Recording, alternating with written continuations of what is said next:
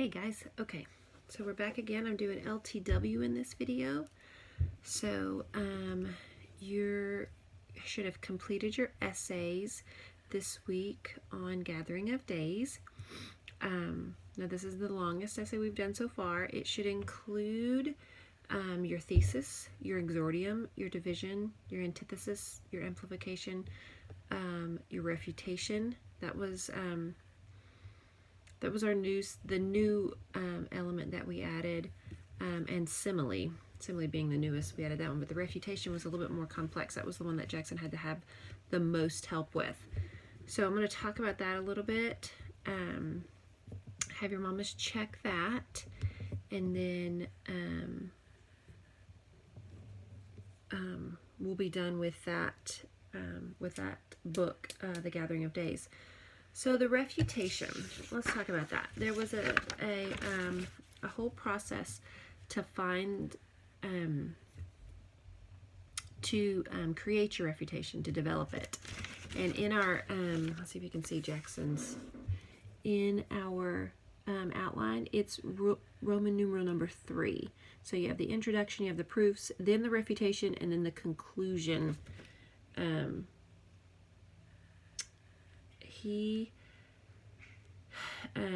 Let's see, so, but the only thing, this is the unclear part that he had, so you may have questions about this as well. You create your entire refutation, but at the very bottom, and it kind of walks you through in those student worksheets, that you created a summary of the refutation. You had a counterproof, and then why it was inadequate, and yet another counterproof, and why it was inadequate. And then you're going to summarize that in a sentence or two, and that summary of those two proofs and their two inadequacies, why they were inadequate, why they were ineffective.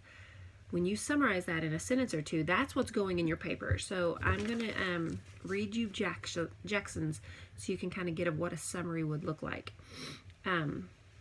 So his two proofs were it would have been cruel and heartless to not offer aid, and then that was inadequate. By helping the slave, she could be breaking the law and putting her family at risk. His second proof was Catherine was asked to help, and then the inadequacy of that was she was only a young girl and she could unknowingly put herself in danger. So those were the proofs that the opponent could bring up, and then he brought in the inadequacy or the ineffective. We come up with why they could be bad. So to summarize those two things, this is what we put. Some people argue Catherine should have helped the slave, but we see the arguments are invalid or ineffective because of the risk to herself and to her family. And that's what he put in his paper. He would have that, not the whole counter thesis, counter proof, inadequacy, second proof, inadequacy. You wouldn't put all that. You would summarize all that into a sentence or two, and then that's what you'd put at your paper. And his ended up fitting the best at the end of his paper. So it, let's see, he has it before his amplification. So he goes into his conclusion. Catherine should not have helped the slave for 3 reasons. 1, 2, 3, he lists those. And some people argue that Catherine should have helped the slave, but we see that the arguments are invalid because of the risk it put to herself and her family. I think this should matter to everyone, that sometimes you should help people, but sometimes remember there is stranger danger. So that was kind of his wrap up, but we just kind of thought it went together at the best at the end when he, in his conclusion, when he listed his thesis, his 3 reasons, then he put his refutation summary, and then he put his amplification in there. So I'm hoping that kind of helps you if you struggled with that this week, that you can kind of see where that will go, and you can still work on it.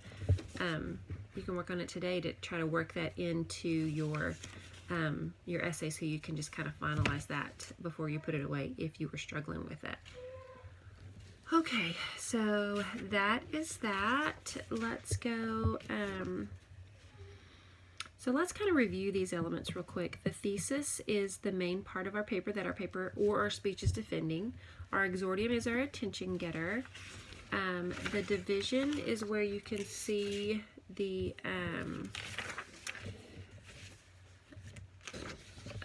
you have a counter thesis, an argument of agreement and disagreement, and then the antithesis is that mirrored contrast. It's kind of a sentence that gives our paper just a little bit more style. It's just stronger paper. We did the class exercise that, or the example that we have is to err is to human, but to forgive is divine. It just gives it some interest, some, if I could find Jackson's, I can read you Jackson's, what his antithesis was. It was really good. I was really proud of him. Let's see.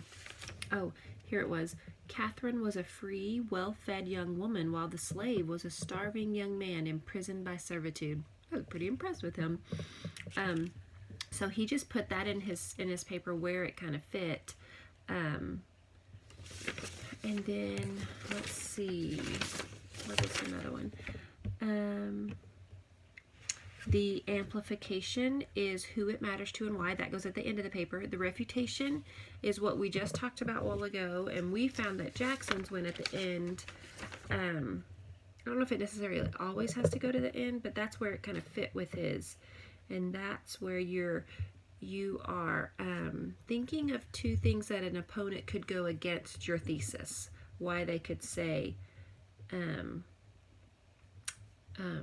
countering it, and then you think of a reason of why their reason isn't effective, and then you summarize it. The summary is what goes in the paper, okay? Not all the steps that we figure to get there. And then we have simile. That was a comparison using like or as, how they're comparing, but there is a difference also. And then one thing I didn't say a while ago that needs to be in there is circumstance. So circumstance gives some interest to your paper of what's going on in someplace else. So Jackson's circumstance was, so this is 1830 to 1832, this journal, and she's in New Hampshire. And he has, while this was going on in New Hampshire from 1830 to 1832, tension was rising between Texas and Mexico, which was leading up to the Texas Revolution. So he just kind of gave a little area of interest of, even though this was going on in our country, in New Hampshire, this was going on over here in our country, same country but different state. So it just kind of gives it a little interest, get a little bit bigger picture of that. So circumstance, that is also in there. Okay, so that kind of takes care of the essay that we worked on this week. If, like I said, you didn't get it finished, or you were kind of stuck on the refutation, or if you did finish it and think, oh wait, that's not what I wanted, go back and work on that. So you can just kind of polish up that essay, and working on those elements of LTW that we're not getting in class, but to be working on them so we don't go to challenge B not knowing what these elements are in LTW. Okay, so, and if you have any questions, call me, and I will try to help you the best I can and see if we can nail those down so we know exactly what those are and how to use them. That's the more important thing. All right, moving on. So we are, this week, finishing up Crispin, The Cross of Lead. If you haven't finished that book, we're going to write our issue for Crispin, and then we're going to create an Annie with 30 items each in the affirmative, the negative, and the interesting. Now, something that Jackson and I have noticed it's a little bit easier is if he does, I have him start with the interesting, because I think the interesting is the easiest to get started at times, but also look for, in your interesting, look for circumstance. That's going to go in your interesting. If this was going on where Crispin was, what else was going on in the world? And that's where you can do a little bit of research. That's how Jackson found out his, when he was just kind of going, I don't know what to do. I said, okay, well, let's look and see what was going on in Texas in 1830. Because Texas is where we are. It's our home. So you can look at what goes on in your country at that time, if it's another country or anything. But that'll go into anything that, or in any area that is interest to you. But that goes into your interesting category. And then you can pull that out for your, if you can think of a simile, put that in your interesting category. And that'll help you later when you go to write your paper, that you have these kind of already in your interesting category of your Annie chart. We are going to begin reading The Bronze Bow. This is our final book for this year, and we're going to start that this week.